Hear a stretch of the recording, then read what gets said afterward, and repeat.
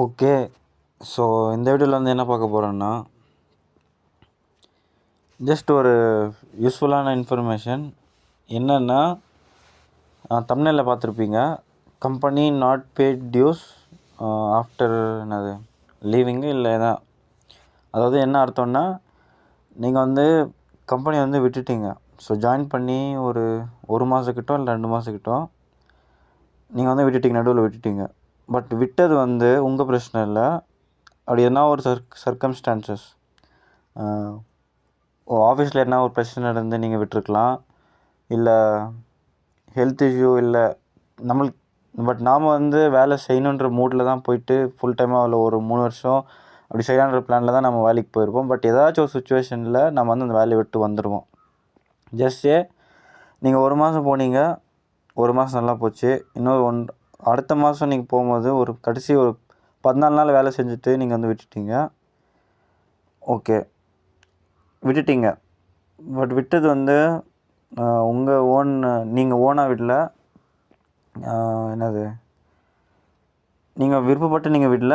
Just ஆஃபீஸ்லாம் சண்டை நடந்துச்சு. ஒரு எம்ப்ளாயி வந்து உங்களை வந்து வேறு மாதிரி ட்ரீட் பண்ணான், இல்லை அவன் வந்து உங்கள் வேறு ஃபால்ஸ் கம்ப்ளைண்ட் போட்டு வெளியே போடான்னு சொல்லிட்டான். பட் நீங்கள் வந்து அந்த தப்பை பண்ணவே இல்லை. நீங்கள் வந்து உருப்படியாக உங்கள் வேலையை செஞ்சுட்டு இருந்தீங்க. கரெக்டாக நீங்கள் வந்து உங்கள் நாலேஜ் யூஸ் பண்ணி நீங்கள் வேலை செஞ்சுருந்தீங்க. பட் அவன் வந்து உங்கள் மேலே ஒரு ஃபால்ஸ் கம்ப்ளைண்ட் போட்டு வெளியே அனுப்பிட்டான். அதாவது உங்களுக்கு எதுவும் தெரியல, தேவையில்லாத விஷயம்லாம் பண்ண சொல்லி, உங்களுக்கு தெரியாதே பண்ணலான்னு சொல்லி, கடைசியில் தெரிலன்னு சொல்லும்போது உனக்கு எதுவும் தெரிலன்ட்டு அனுப்பிவிட்ட மாதிரி அவன் வந்து அனுப்பிவிட்டான். ஓகே. ஸோ இது வந்து உங்கள் கதை இல்லை, என் கதை. ஓகே. ஸோ நான் வந்து பெங்களூரில் ஹெச்எஸ்ஆரில் ஒரு கம்பெனியில் வந்து வேலை செஞ்சுருந்தேன். அதே தான் காலையிலேருந்து சாயங்காலம் வரைக்கும் பண்ணியிருந்தேன். திடீர்னு பார்த்தா என்னை வந்து 8 மணிக்கு தான் வெளியே போனோம். பட் 6 மணிக்கே வெளியே போடான்னு சொல்லிட்டான். ஏன்னா இது வந்து நீ ஒழுங்காக ஆன்சர் பண்ணல அந்த மாதிரின்ட்டு. பட் ஆனால் அவன் கேட்ட கொஷின் வந்து ரொம்ப யூஸ்லெஸ்ஸாக இருந்துச்சு, இன்அப்ரோப்ரியேட்டாக இருந்துச்சு. ஜஸ்ட் சிஸ்டமில் வந்து ஒரு ரிப்போர்ட்ஸ் எடுத்து கொடுக்க சொன்னான். நானும் எடுத்து கொடுப்பேன். நீ ஒரு நாளைக்கு 100 ரிப்போர்ட் கொடுத்தாலும் சரி பரவாயில்ல, ஒரு நாளைக்கு ஒரு மனுஷனால் 10 ரிப்போர்ட் தான் எடுத்து தர முடியும். பட் நீ 100 எடுத்து சொன்னாலும் நான் வந்து எடுத்து தருவேன். அது வந்து ஒரு ப்ரொசீஜர். ஓகே. ஒரு எம்ப்ளாயோட ஹார்ட் ஒர்க்கு அந்த மாதிரி இந்த மாதிரி. பட் ஆனால் அவன் வந்து சொன்னது என்னென்னா, நீ ரிப்போர்ட் இங்கே போனால் நார்மலாக வந்து ரிப்போர்ட்ஸ் வந்து நீ வந்து இந்த டேப்பில் இந்த செக்ஷனில் அந்த கம்பெனி சாஃப்ட்வேர் இருக்குது, அங்கே போய் நீ எடுத்தால் தான் ரிப்போர்ட் எடுக்கணுன்ற மாதிரி ஒரு பேச்சு இருக்குது. பட் அவன் என்ன சொன்னான், இந்த மாதிரி அந்த சாஃப்ட்வேர்லேயே இல்லாத பேரை ஒன்று சொல்லி, ஒரு கான்செப்டை சொல்லி என்னை வந்து ஒரு அரை மணி நேரம் ஒரு நாள் பாதி நாள் ஃபுல்லாக தேட விட்டான். ஏன்னா வேணும்னே அவன் ஹை பொசிஷனில் இருக்கணும்னு காட்டிக்கிறதுக்காக. ஸோ அது ஒரு தப்பு. அடுத்து சாயங்காலம் வந்து என்னை எப்படியாச்சும் வெளியே துரத்தணுன்றதுக்காக ஒரு தேவையில்லாத கொஷின் கேட்டான். கம்பெனியில் இருக்கிற ப்ராடக்ட்ஸ் எல்லாம் ஏதோ பேர்லாம் கேட்டான். ஏதோ 5th ஸ்டாண்டர்டு அந்த டீச்சர் மிஸ்ஸு கேட்பாங்களே, இந்த மாதிரி மெமரைஸ் பண்ணிட்டு நீ வந்து நம்ம 5th ஸ்டாண்டர்டு ஸ்கூல் படிக்கும் போதெல்லாம் எப்படி பண்ணுவோம், ஒரு மெமரைஸ் பண்ணுவோம், அதை அப்படியே வாக்கு மூலியமாக எடுத்து காட்டுவோம். ஆனால் ரியல் லைஃப்பில் அப்படி இல்லை. கம்பெனினா என்ன, ஃப்ளிப்கார்ட் அந்த மாதிரி ஒரு கம்பெனி தான், இல்லை ஃப்ளிப்கார்ட், அமேசானில் ஒரு இகாமர்ஸ் கம்பெனி. ஓகே. நீ வந்து ப்ராடக்ட் டீட்டெயில்ஸ் என்ட்ரு பண்ணணும். அது ஃபுல்லாக கம்ப்யூட்டரில் ஒரு ஃபிசிக்கலாக தான் போகும், ஒரு ஒர்க் ஃப்ளோ. அது வந்து ஒரு உயிர். ஓகே. ஸோ அந்த மாதிரி வேலையை ரிப்போர்ட்ஸ் எடுத்து தர்றது. ரிப்போர்ட்ஸ் எடுத்து தரலன்னா நீ சொல்லு, பிரச்சனை இல்லை. இல்லை நீ வேறு எதுனா ரிப்போர்ட்டு வேறு எதுனா என்ட்ரி பண்ணல, பிஓ என்ட்ரி பண்ணல அப்படி இல்லைன்னா நீ சொல்லு, நீ வந்து தப்பு சொல்லலாம். பட் நான் எல்லாமே கரெக்டாக பண்ணுறேன். பட் அவன் வந்து வேறு அவுட் ஆஃப் ஸ்டேஷன்லேருந்து கேட்டான். இந்த ப்ராடக்ட்டில் இருக்கிற இந்த உதாரணத்துக்கு ஒரு ஃப்ளிப்கார்ட்டில் எல்லா ப்ராடக்ட்ஸும் வருது. ஸோ அதில் ஜஸ்ட் கேஷ் யூஸு அந்த மாதிரி. கேஷ் யூஸில் எத்தனை வகை இருக்குதுன்னு கேட்குறான். ஃபஸ்ட் நாள் நம்ம நார்மலாக வந்து இன்ட்ரோக்காக எதனா சொல்லுவோம், இவ்வளோ டைப்ஸ் இருக்குது அப்படின்ட்டு. பட் சேர்ந்து அடுத்த மாதம் நீ வந்து இப்படி இதே கேள்வி கேட்டேன்னா அது வந்து தப்பு. நீ யாருக்கும் தெரியாது, யாரும் வந்து ப்ராடக்ட்ஸ் வந்து மெமரைஸ் பண்ணிக்க மாட்டாங்க. இந்த பருப்பில் இவ்வளோ வகை இருக்குது யாருக்கும் தெரியாது. இல்லை கிட்கேட் சாக்லேட் எடுத்துக்கோங்க, 4 ஃபிங்கர் கிட்கேட் சாக்லேட் இருக்குது, இல்லை 2 ஃபிங்கர் இருக்குது. அதில் வந்து எவ்வளோ கிராம்னு ஸ்பெசிஃபிக் கேட்டால் அது யாரும் மெமரைஸும் பண்ண மாட்டாங்க. பட் அந்த மாதிரி ஒரு கேள்வியை அவன் வந்து கேட்டால், நான் வந்து டேரெக்டாக எனக்கு கடுப்பாயிடுச்சு. நான் வந்து சொல்லிட்டேன், எனக்கு தெரியாதான்ட்டேன் நான். அப்புறமா யூ கேன் ஜஸ்ட் லீவ்ன்ட்டேன். எனக்கும் கடுப்பாயிடுச்சு. ஏன்னா அவன் இல்லாத ரிப்போர்ட்ஸ் ஆல்ரெடி பாதி நாள் தேட வச்சான். அடுத்து வந்து இந்த மாதிரி ஒரு கிறுக்குத்தனமாக கேள்வி கேட்குறான். ஸோ நானும் வெளியே வந்துட்டேன். ஓகே, நானும் வெளியே வந்துட்டு பெருசாக அது கண்டுக்கல. யூல் கெட் 14 days சேலரின்னு சொல்லிட்டு சொல்லிட்டேன். ஸோ நானும் வெளியே வந்துட்டேன். அந்த 14 days நான் ஒர்க் பண்ணிட்டு எனக்கு அந்த காசு வேணும். ஸோ ஓகே, இந்த மாதம் ஃபுல்லாக போயிடுச்சு. நான் வந்து டிசம்பர் ஃபுல்லாக ஒர்க் பண்ணேன். January 14 வந்து நான் லீவ் பண்ணிட்டேன். February 5 வந்து சேலரி டைமு. February 5 வந்து நான் வந்து ஹெச்ஆர்கிட்ட கேட்குறேன், மேம் சேலரின்ட்டு. அவங்க என்ன சொல்கிறாங்க, நோட்டீஸ் பீரியட் வந்து நீ வந்து சர்வ் பண்ணிக்கணும், இல்லைன்னா நாங்கள் காசு தர்றதில்ல, வி கான் ப்ராசஸ்ன்ட்டான். ஸோ 14 நாள் நான் செஞ்சது அது வேஸ்ட்டா? சில பேருக்கு வந்து போனால் போட்டுன்னு விட்டுருவாங்க. நானும் அதே கேஸ் தான், போனால் போட்டு போகலான்னு விட்டுருவான். பட் சில பேருக்கு மணி இம்பார்ட்டண்ட்டு. பட் செகண்ட் ஆப்ஷன் தான் லீடிங்கில் வரும். மணி இம்பார்ட்டன்ட். 14 நாள் செஞ்சது நம்ம தான் வேஸ்ட்டாக? நம்ம அந்த 14 நாள் பேமெண்ட் கொடுத்தா நம்மளுக்கு ஏதாச்சும் யூஸ்ஃபுல் ஆகும். அடுத்த வேலைக்கு தேடலாம், இல்லை எதனா எக்ஸ்பெண்டிச்சருக்கு வந்து நம்மளுக்கு வந்து யூஸ் ஆகும். பட் அதே வந்து அவன் வந்து தரதில்லைன்ட்டாங்க, வி கான் ப்ராசஸ்ன்ட்டான். அப்புறமா அவன் என்னை அனுப்பிவிட்டுன்னு கேட்டான். அவன் வந்து சொன்னான், you should be serving notice period. எந்த கம்பெனிலையும் பார்த்தீங்கன்னா நோட்டீஸ் பீரியட் சர்வ் பண்ணாமல் தரமாட்டாங்க. இந்த மாதிரி ப்ரையர் நோட்டீஸ் இல்லாமல் லீவ் பண்ணிட்டா தரமாட்டாங்கண்ணா. பட் நான் வந்து போலியே, நீ தானே என்னை துரத்தி விட்டேன்னு நான் சொன்னேன். பட் அதுவும் அவன் கேர் பண்ணிக்கல. ஹெச்ஆர்ட்டு நான் சொன்னேன், சாரி வி கான் ப்ராசஸ்ன்ட்டேன். ஸோ எனக்கு இருக்க ஒரே ஆயுதம் என்னென்னா கூகுள் சர்ச்சு. ஸோ இப்போ வந்து டாபிக் வரலாம். இந்த மாதிரி உங்கள் கம்பெனி ஏதாச்சும் ஏமாற்றிட்டா, இல்லை இதே மாதிரி ப்ராப்ளம் உங்களுக்கு நிறைய பேருக்கு வரலாம். நிறைய காமன் பீப்புள் இந்த மாதிரி ப்ராப்ளம் உங்களுக்கு நிறைய வரலாம். ஸோ அந்த கேஸில் நீங்கள் என்ன பண்ணுறீங்கன்னா, ஸோ இதே ஒரு மெயின் ப்ராப்ளம், 14 நாள் விட்டதுக்கு எனக்கு காசு போடல, நீ அசால்ட்டாக சொல்லிட்டா வி கான் ப்ராசஸ்ன்ட்டு. பட் அந்த மணி எவ்வளோ இம்பார்ட்டன்ட் எனக்கு தான் தெரியும். டீக்கே. ஸோ அதுக்கு நான் வந்து கூகுளில் சர்ச் பண்ணேன், what to do if company doesn't pay me 15 days salary after quit job in India. Okay, நல்லா பார்த்துக்கோங்க. உங்களுக்கு இந்த சர்டன் ப்ராப்ளம் வந்துச்சா, எனக்கு இந்த சர்டன் ப்ராப்ளம் வந்துச்சு, நான் எப்படி சர்ச் பண்ணேன். ஓகே, இஃப் யூர் கம்பெனி டெக்னிகோட்டா, நான் இங்கே லொக்கேஷன் காட்டுது, பட் ஏதோ ஒரு கம்பெனி இந்தியாவில். ஓகே, இதெல்லாம் சில போட்டிருக்கு, நீங்கள் இதுவும் படித்து பார்க்கலாம். தான் மேக் ஷூர் நீங்கள் ஃப்யூச்சரில் என்ன பண்ணணுன்னா, ஏன்னா ப்ராப்ளம்ஸ் க்ரியேட் பண்ணுறவங்க ரொம்ப பேர் இருக்கிறாங்க, ப்ளஸ் நம்மளுக்கு பிரச்சனை கொடுக்குறவங்க நிறைய பேர் இருக்கிறாங்க. அவங்களுக்கெல்லாம் ஒரே வழி, வாய் அடிக்கணும்னா கம்முன்னு அந்த இடத்த விட்டு வந்துடுங்க.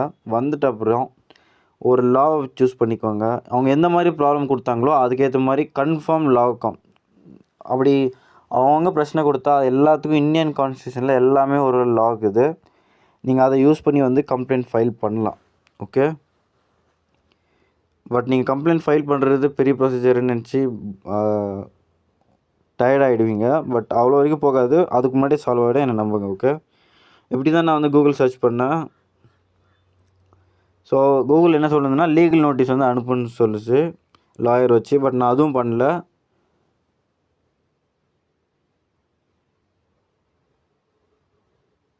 ஸோ இபிஎஃப்ஓ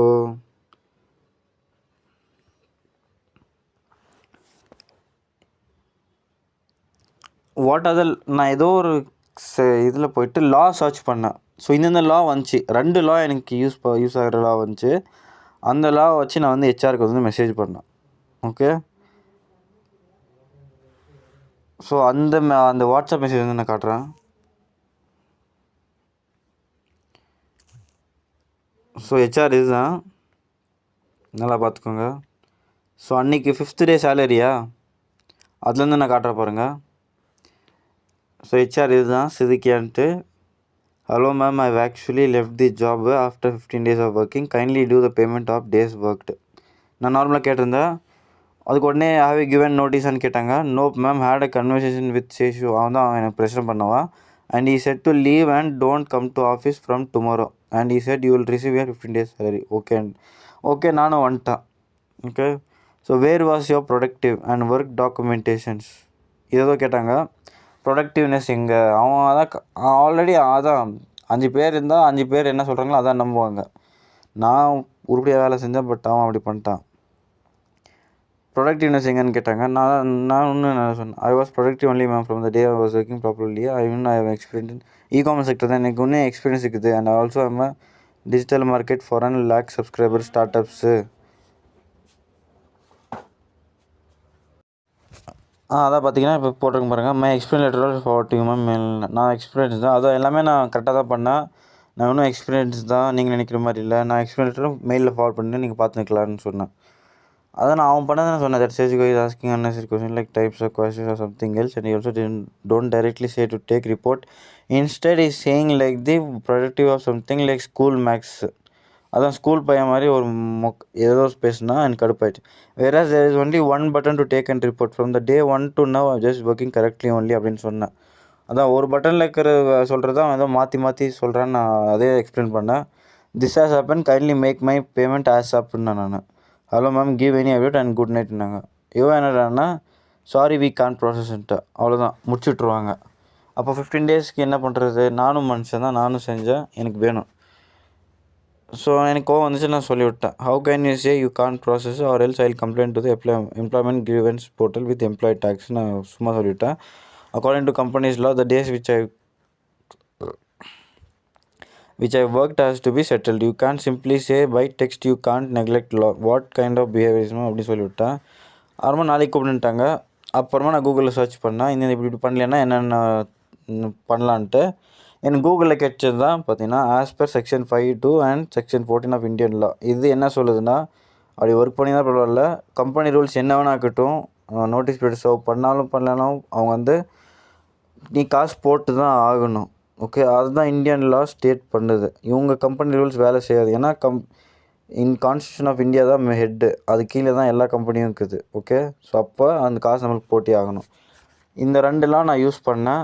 என்ன நடந்ததுன்னு பாருங்கள். You should pay the minimum remaining dues not trigger laws of notice period or neither you inform me to serve a notice period on beginning. If not done, I will take necessary action and would serve you the legal notice available on HSR government jurisdiction.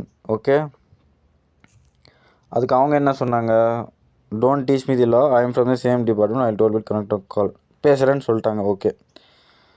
Okay ma'am, okay பரவாயில்ல. So அது ஹெச்ஆரும் பரவாயில்ல தான், but அவங்களுக்கு கோவம் வந்துச்சு. எல்லோரும் கோவம் வரும், பட் எனக்கும் நீ கோவப்பட்டாலும் படாத எனக்கு பிரச்சனை இல்லை. எனக்கு தேவை என்னோடய மினிமம் ரிமைனிங் பேமெண்ட்டு, அவ்வளோதான். Okay, so I'm not teaching or neither I don't want any law ma'am, I just want up the required amount, that's ஆல்னு நான் சொல்லிட்டேன்.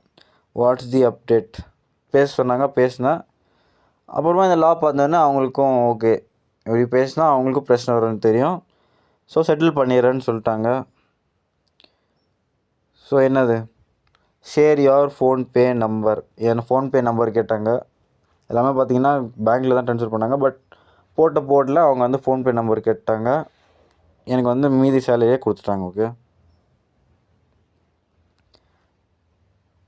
ஸோ அமௌண்ட் நான் வந்து ப்ளர் பண்ணிடுறேன், பட் வந்து ஒரு நல்ல அமௌண்ட்டு தான். ஓகே,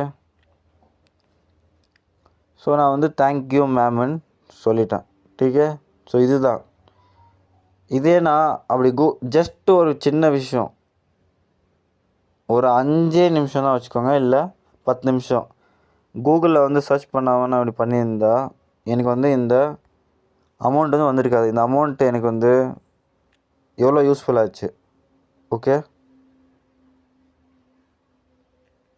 ஸோ திடீர்னு பார்த்தீங்கன்னா என் கிரெடிட் கார்டு பில் கட்டுறதுக்கு யூஸ் ஆச்சு. அது மாதிரி ஏதோ ஒன்று.